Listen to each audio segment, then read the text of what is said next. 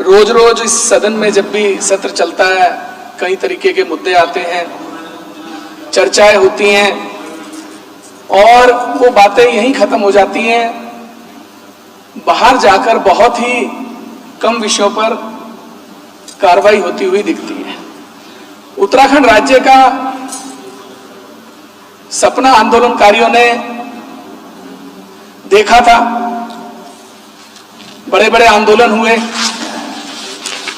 बड़े बड़े गोलीकांड हुए, खटीमा गोलीकांड हुआ, मसूरी गोलीकांड हुआ और सबसे बड़ा रामपुर तिराहा कांड हुआ, जहां पर माताओं बहनों की असमत से लेकर हत्याएं तक आधी रात में की गई। इस राज्य को स्थापित करने, इस राज्य के गठन के लिए जो आंदोलन हुआ था, उसका मूल उद्देश्य यह था कि हमारा अपना राज्य होगा, हमारे अपने लोग होंगे, अपने अधिकारी होंगे, अपने मंत्री होंगे, बच्चों को रोजगार मिलेगा, माताओं बहनों बुजुर्गों को अच्छी स्वास्थ्य सेवाएं मिलेंगी। लेकिन हुआ इसका उलट। आज ये 24 वर्ष का जो राज्य है, युवा राज्य, इसके पैदा होने के साथ ही इसको पोलियो हो गया था, अपने पैरों पर कभी खड़ा ही नहीं हो पाया। माननीय अध्यक्ष जी, 2002 से लेकर 2020-21 तक, 22 तक लगातार इस राज्य में भ्रष्टाचार चरम पर रहा। 2002 में दरोगा भर्ती कांड हुआ, पटवारी भर्ती कांड हुआ। 2010 में माइक्रो हाइडल प्रोजेक्ट स्कैम हुआ। इस राज्य की 56 माइक्रो हाइडल प्रोजेक्ट्स योजनाएं 1056 मेगावाट की राज्य से बाहर के लोगों को आवंटित कर दी गई। सेल्फ आइडेंटिफाइड स्कीम, याद दिला दूंगा, बहुत से सदस्य उस समय सदन के सदस्य भी रहे होंगे। माननीय अध्यक्ष जी, 12 कंपनियां टेंडर होने से मात्र 1 महीने पहले गठित की गई। 2010 की बात कर रहा हूं, उस समय सोशल मीडिया और एमसी और ये सब ऑनलाइन नहीं हुआ करते थे। किसी को डाटा चाहिए होता था तो दिल्ली से अपने संबंधों के आधार पर लिया जाता था। माननीय अध्यक्ष जी, उन 12 कंपनियों में 3 लोग, हरजिंदर सोरी, अमित मोदी और तलवार, इन 3 लोगों को रातों रात निदेशक बनाया गया और इन्हीं 3 कंपनियों को, इन्हीं 3 निदेशकों की 12 कंपनियों को इस राज्य के 33 माइक्रो हाइडल प्रोजेक्ट्स आवंटित कर दिए गए 56 में से। 2010 में जब मैं पत्रकारिता करता था तो मैंने यहां से लेकर चंडीगढ़ तक, और ये कौन लोग थे? ये लोग थे चंडीगढ़ डिस्टिलरी के मालिक, पंजाब डिस्टिलरी के मालिक और हरियाणा डिस्टिलरी के मालिक। मैं ये बताना चाहता हूं, मेरा उद्देश्य ये बताने का है आज इस बात पर मैं जो चर्चा करने के लिए मैंने ये विषय उठाया है कि आखिर इस राज्य में बाहर के माफियाओं, शराब माफियाओं और अन्य माफियाओं की दखल अंदाजी क्यों है? आखिर इस राज्य के राजनेता बाहर के माफियाओं के कब्जे में क्यों हैं? तो माननीय अध्यक्ष जी, चंडीगढ़ जब मैं पहुंचा तो एक कंपनी का कार्यालय मौके पर ही नहीं था, वहां पर सिर्फ प्लॉट मात्र था। हमने संघर्ष किया, स्टोरी चली, वो पूरा स्टिंग ऑपरेशन चला और अंत में वो 56 माइक्रो हाइडल प्रोजेक्ट्स निरस्त करने पड़े सरकार को। उसके बाद 2010 में ही, माननीय अध्यक्ष जी, गौर से सुनने वाली बात है, ऋषिकेश में सिटुर्जिया बायोकेमिकल्स की 2000 करोड़ की लैंड इस राज्य के तत्कालीन प्रभारी की पत्नी, मैं नाम नहीं लेना चाहूंगा, जिस कंपनी में निदेशक थी, उस कंपनी को रातों रात आवंटित कर दी गई। बहुत सारे सदस्य यहां बैठे हैं, इन्हें भी पता होगा, इन्हें भी, कि एक ही दिन में 26 हस्ताक्षर उस पत्रावली पर हुए। अधिकारियों सहित मुख्यमंत्री के भी हस्ताक्षर उस पत्रावली पर एक ही दिन में हुए और उस पत्रावली पर मुख्यमंत्री के हस्ताक्षर फाइल दिल्ली भेजकर हुए, क्योंकि वो दिल्ली में मौजूद थे। उसके बाद माननीय अध्यक्ष जी, ये क्रम यहीं बंद नहीं हुआ। यहां 2016 में छात्रवृत्ति घोटाला हुआ, एनएच घोटाला हुआ, 2020, 21, 22 में यूके ट्रिपल एससी का स्कैम हुआ। इस राज्य के बेरोजगारों के साथ सबसे बड़ा धोखा, उनके साथ छल किया गया।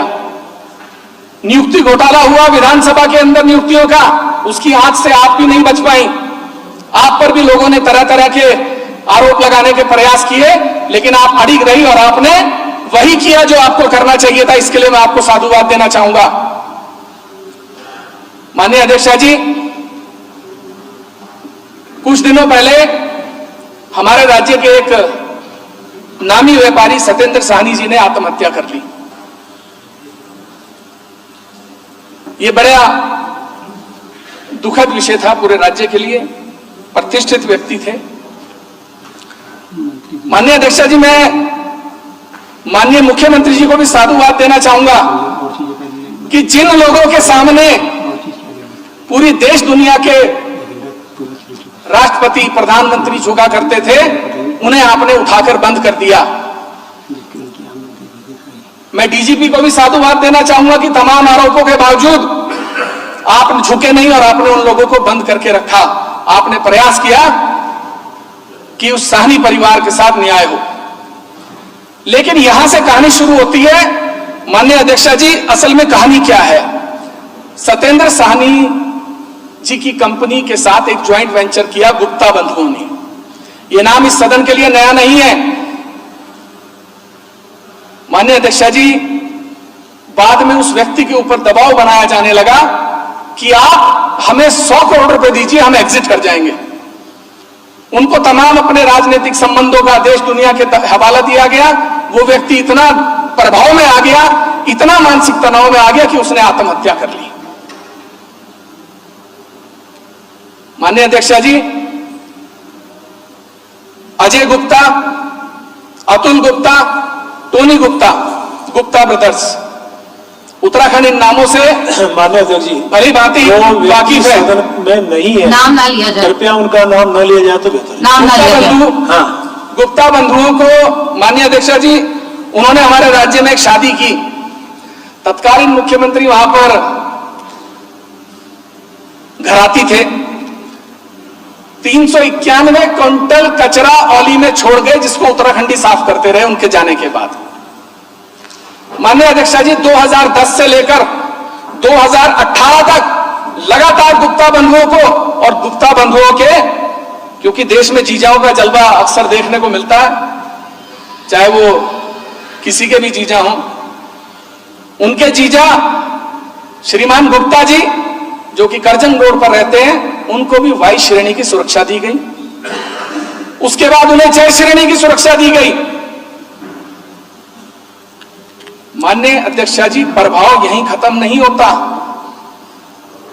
गुप्ता ब्रदर्स को, दोनों भाइयों को राज्य ने जेड श्रेणी की सुरक्षा, जो मुख्यमंत्री जी और राज्यपाल महोदय को दी जाती है, महामहिम को, वो सुरक्षा तक दी गई।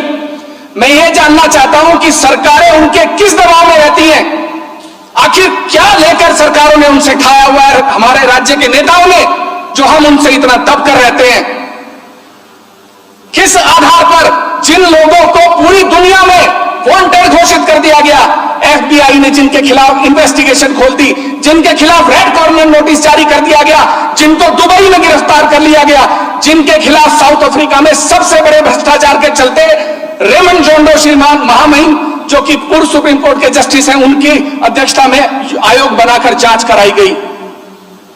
एफबीआई ने कहा कि ये लोग स्टेट कैप्चर करने वाले लोग हैं, जो राज्य के नेताओं और ब्यूरोक्रेट्स के साथ मिली भगत करके उनको करप्ट करते हैं पहले, और उसके बाद उस राज्य या उस देश के संसाधनों का इस्तेमाल करते हैं। 2016 में जेड श्रेणी सुरक्षा दी गई, 2018 में 6 जून को फिर जेड श्रेणी की सुरक्षा दी गई। माननीय अध्यक्ष जी, मैं जानना चाहता हूं इस सदन से, और सुनिए माननीय अध्यक्ष जी, सारा कंप्यूटर्स इलेक्ट्रॉनिक्स लिमिटेड, जिसको यूएसए में प्रतिबंधित किया गया, जिसके खिलाफ मनी लॉन्ड्रिंग के आरोपों के चलते साउथ अफ्रीका में प्रतिबंधित किया गया, जिसको यूएई में प्रतिबंधित किया गया, उस कंपनी की सब्सिडरी कंपनीज देहरादून के अंदर फॉर्म की गई हेरिटेज एविएशन। अधिकतर हवाई जहाज इस राज्य में हेरिटेज एविएशन के उड़ते हैं। माननीय भी उसमें बहुत सारे सफर करते हैं, हमने भी किया है, लेकिन पैसे देकर किया है। माननीय अध्यक्ष जी, मैं जानना चाहता हूं कि हेरिटेज एविएशन के साथ ऐसा क्या प्रेम है कि जितनी सेवाएं यहां शुरू की गई सारी हेरिटेज एविएशन कर रही है। पूरे हेलीपैड पर शस्त्र धारा के उनका कब्जा है, उनकी काट तक अंदर है। मैं दूसरी कंपनी फॉर्म की गई सारा कंप्यूटर्स की subsidiary company Doon leisure and hospitality private limited, इस कंपनी के साथ करार किया गया। 500 करोड़ खर्च करने पड़े, हम सरकार गिरा कर लेंगे। मैं एक बात कहना चाहता हूं, हमारे मतभेद हो सकते हैं सरकार के साथ, लेकिन मनभेद नहीं है। अगर उत्तराखंड राज्य की तरफ कोई आंख उठाकर देखेगा तो हम मिट्टी में मिला देंगे। मैं चाहता हूं कि सदन की कार्रवाई रोककर इसके ऊपर चर्चा हो और इनके खिलाफ ईडी और सीबीआई की जांच कराई जाए। माननीय संसदीय कार्य मंत्री जी।